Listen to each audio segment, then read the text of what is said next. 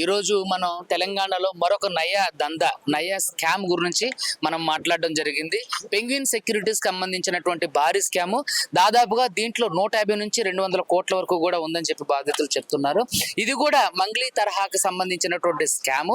So వీళ్ళు కూడా పెట్టుబడులు కూడా ట్రేడింగ్, అదే విధంగా ఏదైతే మిగతా ఏవైతే ఉన్నాయో వాటన్నిటిలో కూడా మేము పెట్టుబడులు పెడుతున్నాం. అదే విధంగా మిగతా స్కామ్లకు సంబంధించినటువంటిదే ఇదిగో ఈ స్కామ్ కూడా. ఈ పెంగ్విన్ సెక్యూరిటీస్ లో కూడా ఏంటంటే చిన్నగా చిట్టి పాటలాగా స్టార్ట్ అయ్యి అదే విధంగా అది ఒక పాంప్లెంట్ తయారు చేసే స్కీముల ద్వారా ప్రజాక్షేత్రంలోకి వెళ్ళడం జరిగింది.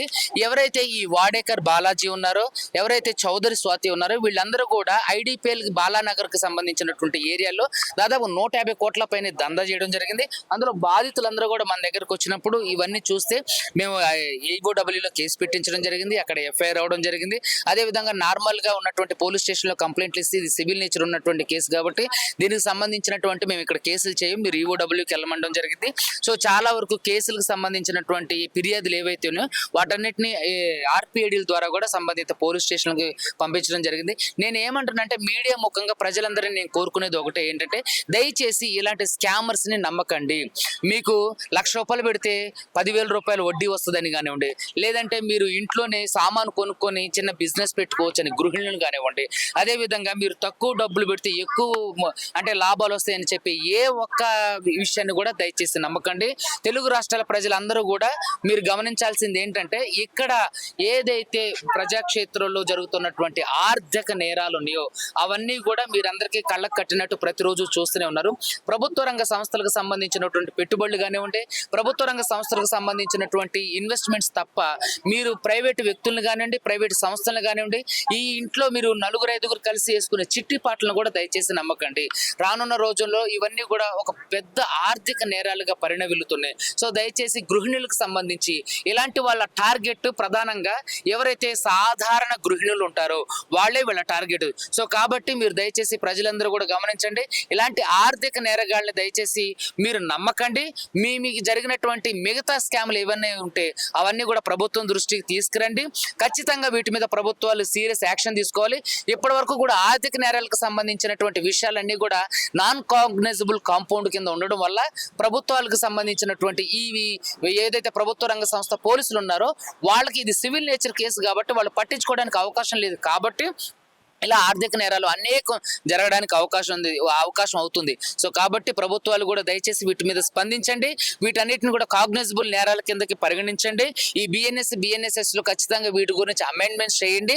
ఆర్థిక పరమైనటువంటి నేరాలు ఏవైతే జరుగుతున్నాయో వాటికి సంబంధించినటువంటి కేసులన్నింటినీ కూడా ఫాస్ట్ ట్రాక్ కేసులు, ఇప్పుడు ఏదైతే మనం SC/ST అట్రాసిటీకి సంబంధించి కానివ్వండి, రేపులకు సంబంధించి కానివ్వండి, పాక్సో కేసులకు సంబంధించి కానివ్వండి, ఏదైతే ఫాస్ట్ ట్రాక్ కోర్టులు ఏర్పాటు చేసి సత్వరం న్యాయం జరగడానికి అవకాశం కల్పిస్తున్నారో ఇలాంటి ఆర్థిక పరమైనటువంటి నేరాలు జరిగిన ప్రతి ఒక్క కేసును కూడా మనం ఫాస్ట్ ట్రాక్ కోర్టుకు బదిలీ చేసి ఏదైతే డిలే జస్టిస్ అవుతుందో 100 సంవత్సరాలకు తరబడి ఈ కేసులలో అంటే జస్టిస్ రావడానికి అవకాశం ఉంటుంది. కాబట్టి డిలే జస్టిస్ కూడా ఇన్జస్టిస్ తో సమానం. కాబట్టి ఖచ్చితంగా వీటన్నిటిని కూడా ఫాస్ట్ ట్రాక్ కోర్టులకు బదిలీ చేసి ఏదైతే ఆర్థిక పరమైనటువంటి నేరగాళ్ళు ఉన్నారో వాళ్ళకి ఉరి శిక్షలు విధించినా సరే మనకి ఎటువంటి అభ్యంతరం లేదు. ఎందుకంటే ఇలాంటివి సాదా సీదాగా మనం చిన్నగా స్టార్ట్ అయినటువంటి నేరగాళ్ళు కోట్లలో కొల్లగొడుతున్నారు. సో కాబట్టి ప్రజలందరూ గమనించండి, ఇలాంటి ఆర్థిక నేరగాళ్ళని దయచేసి ఖండించండి. మీరు పెట్టుబడుల రూపంలో కానివ్వండి, డబ్బుల రూపంలో కానివ్వండి, ఇన్వెస్ట్మెంట్ రూపంలో కానివ్వండి, ప్రైవేట్ వ్యక్తులకి ఎవరిని కూడా నమ్మకండి. ఎంత తెలిసిన వ్యక్తినైనా సరే దయచేసి నమ్మి మోసపోయి ఆర్థికంగా కృంగిపోయి చాలా వరకు అంటే ఆత్మహత్యలు చేసుకోవడానికి అవకాశం ఉంది. కాబట్టి దయచేసి ఇలాంటివన్నీ నమ్మకండి, ఇలాంటి వాళ్ళని ఎంకరేజ్ చేయకండి. ఇలాంటివి జరిగినప్పుడు సంబంధిత పోలీస్ స్టేషన్ లో కంప్లైంట్ చేయండి. వాళ్ళందరినీ కూడా పట్టుకొని బహిరంగంగా పట్టుకొని వాళ్ళందరూ మీరు శిక్షించినా సరే వచ్చే నష్టమే లేదు. శిక్షించిన తర్వాత పోలీసులకు అప్పగించడం అనేది మంచి విషయం. కాబట్టి దయచేసి ప్రజలందరూ గమనించండి. సంబంధించి గతంలోనే బాధితులకు న్యాయం చేస్తామని బాండ్ పేపర్లు కూడా రాసిస్తున్నారు. ఇండిమిటీ బాండ్స్ న్యాయం చేస్తామని కాదు, ఎవరైతే పెట్టుబడులు పెడుతున్నారో, ఎవరైతే డబ్బులు ఇన్వెస్ట్ చేస్తున్నారో వాళ్ళకి ఇప్పుడు మనం ఎవరి దగ్గర అప్పు తీసుకోవాలంటే ఏ విధంగా అయితే ప్రామిసరీ నోట్స్ తీసుకుంటామో వీళ్ళకి కూడా పెంగ్విన్ సెక్యూరిటీస్ వాళ్ళు ఇండిమ్టీ బాండ్ అని చెప్పేసి ఒక ఫేక్ బాండ్స్ తయారు చేసి వాళ్ళకి ఇగోండి మీరు ఈ బాండ్స్ ఉంటే మీకు డబ్బులు వచ్చేసినట్టే అని చెప్పేసి వాళ్ళకి ఒక ఫేక్ ఇండిమ్టీ బాండ్స్ క్రియేట్ చేసి వాళ్ళకి ఇవ్వడం, ఆ తర్వాత ఏదైతే ఈ వ్యక్తులు ఉన్నారో వాళ్ళు వీటిని నమ్మడం. సో సాధారణంగా మనందరికీ తెలుసు, సాధారణంగా పేద మధ్యతరగతి కుటుంబాల్లో ఉన్నటువంటి వ్యక్తులు ఎవరైనా సరే అంటే ఒక రూపాయి కలిసి వస్తుంది అంటే చాలా ఆశపడతారు. ఎందుకంటే వాళ్ళ రెక్కల కష్టార్జితంతో సంపాదించుకున్న ప్రతి రూపాయిని కూడా వాళ్ళకి ఎలా ఖర్చు పెట్టుకోవాలో తెలీదు. So because of only education, వాళ్ళు ఎడ్యుకేటెడ్ పరంగా అంతగా లేరు కాబట్టి వీళ్ళే ఎవరైతే మోసం చేయాలి, 100 కోట్ల మోసం చేయాలనుకున్న వాళ్ళ టార్గెట్ కూడా వీళ్ళే, పేద మధ్యతరగతి గృహిణులు, పేద మధ్యతరగతి వ్యక్తులు. సో కాబట్టి వీళ్ళకి ఇండిమ్టీ బాండ్స్ అని ఒక ఫేక్ బాండ్స్ ఇచ్చారు, ఇవి ఉంటే మీకు డబ్బులు వచ్చేస్తాయి అంతే. సో అలా అంటంతో వీళ్ళందరూ ఏం చేస్తారంటే నమ్మి సో చాలా వరకు మోసపోయి వీళ్ళు ఏం చేస్తారంటే చిన్నగా ఏమంటారు మన ఇంటిలో జరిగే చిట్టి పాటలాగా స్టార్ట్ అయిన ఈ పెద్ద స్కామ్, ఈ పెంగ్విన్ సెక్యూరిటీ స్కాము, ఈ చౌదరి స్వాతి కానివ్వండి, అదే బాలాజీ ఎవరైతే వాడేకర్ బాలాజీ ఉన్నారో వీళ్ళందరూ కూడా వీళ్ళని టార్గెట్ చేసి 100 కోట్ల స్కామ్ చేశారు. అడిగితే మీకు ఒక్క రూపాయి కూడా ఇవ్వం, మీ మీద ఐపీ పెడతాం, మిమ్మల్ని చంపేస్తాం, అది ఇది అని చెప్పేసి బెదిరించిన సందర్భాలు ఉన్నాయి. చాలా మంది ఆడవాళ్ళు ఇమిలేట్ చేసినటువంటి సందర్భాలు కూడా ఉన్నాయి, వాళ్ళని అవమానపరిచి కించపరిచినటువంటి సందర్భాలు కూడా ఉన్నాయి. సో కాబట్టి దయచేసి ఇలాంటి వాటిని ఎవరు నమ్మకండి. మీరు 200 ఈ ఫ్రాడ్ కేసులు మీరు డీల్ చేస్తారు. ఎందుకంటే గతంలో కూడా మందికి సంబంధించి 200 కోట్లు, అది 200 కోట్లు కదండి, అది ఎక్కువే. 300 కోట్లు మీరు అంటాం. మళ్ళీ విషయంలో కూడా మీ పైన పెద్ద ఎత్తున ఆరోపణలు వచ్చాయి. కేసులు కొంత పైకి తీసుకొచ్చిన తర్వాత నిర్ధారించాలని ప్రయత్నం. ఏమండి మీడియా మిత్రులందరూ ఇక్కడే ఉన్నారు, కాదండి మీడియా మిత్రులందరూ ఇక్కడే ఉన్నారు. ఏదైతే బండి సంజయ్ గారి కుమారుడికి సంబంధించినటువంటి కేసు వచ్చిన తర్వాత మీరే మా దగ్గరకు రాలేదు, మమ్మల్ని పట్టించుకోలేదు. సో ఇప్పటికీ అప్పుడు ఒకేసారి నేను చెప్పేది ఏంటంటే, మీడియా ముఖంగా నేను కూడా చెప్పేది ఏంటంటే, మంగళి కేసు రన్ అవుతుంది, అడ్వకేట్ సుబ్బు ఎక్కడ కూడా ఏమంటారు కాంప్రమైజ్ కాలేదు. ఇప్పటికీ కూడా నాకు కాంప్రమైజ్ ప్రపోజల్స్ వస్తున్నాయి. అయినా సరే చాలా మంది మీరు చూసారు, ఏదైతే మంగళి కేసులో బట్టలు దించుకొని అరిచి గొగ్గోలు పెట్టినటువంటి వ్యక్తులు ఎవరు ఉన్నారో వాళ్ళందరూ కూడా సైలెంట్ అయ్యారు. కానీ నేను ప్రతి స్థాయిలో ప్రతి వేదిక మీద నేను మాట్లాడుతూనే వస్తున్నా, అడ్వకేట్ సుబ్బు ఎప్పుడు కూడా మంగళి కేసును నీరుగార్చలేదు, అడ్వకేట్ సుబ్బు ఎప్పుడు కూడా ఈ కేసులో కాంప్రమైజ్ కాలేదు. మీ ఏదైతే బండి సంజయ్ కుమారుడు కేసు వచ్చిందో దాని తర్వాత మీడియా అటెన్షన్ అటు డైవర్ట్ అయింది తప్ప అడ్వకేట్ సుబ్బు అప్పటి నుంచి కూడా సోషల్ మీడియా కానివ్వండి, నా ఇన్స్టాగ్రామ్ లో కానివ్వండి, నేను వీడియోలు పోస్ట్ చేస్తూనే వస్తున్నా.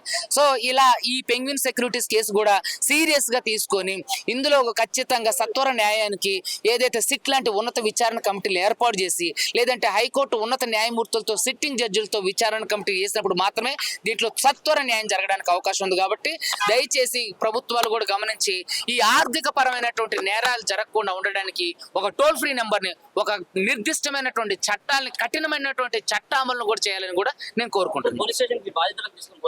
ఆల్రెడీ అయిందండి, ఎఫ్ఐఆర్ చేయించాం, ఈఓడబ్ల్యూలో ఎఫ్ఐఆర్ చేయించాకే మేము మీడియా ముందుకు వచ్చాం. అన్న ఖచ్చితంగా వీళ్ళు నాతో చివరి వరకు ఉన్నంత వరకు నేను వీళ్ళతో చివరి వరకు ఉంటా. ఇప్పుడు అడ్వకేట్ గా నేను ఏదైతే ఆన్ రికార్డ్ లో అడ్వకేట్ గా ఉంటానో అంతవరకు నేను ఉంటా. వీళ్ళు ఏదైనా మధ్యలో ఆలోచి పడితే తప్ప, అడ్వకేట్ సుబ్బు గురించి మీ అందరికీ తెలుసు, నాకు ఎలాంటి ప్రపోజల్స్ వచ్చినాయి నేను ఎప్పుడు లొంగలేదని. సో ఇప్పుడు కూడా నేను వీళ్ళకి తోడుగా ఉంటా, వాళ్ళకి ఆన్ రికార్డ్ గా నేను అడ్వకేట్ ఉన్నంత వరకు నేను తోడుగా ఉంటా. ఖచ్చితంగా దీంట్లో ఉవ్వెత్తున మరొక ఉద్యమాన్ని స్టార్ట్ చేసి తెలంగాణలో ఇలాంటి ఆర్థిక పరమైనటువంటి నేరాలు జరగకుండా ఉండడానికి తగిన చర్యలు తీసుకోవడానికి ప్రభుత్వాన్ని కలుస్తుంది.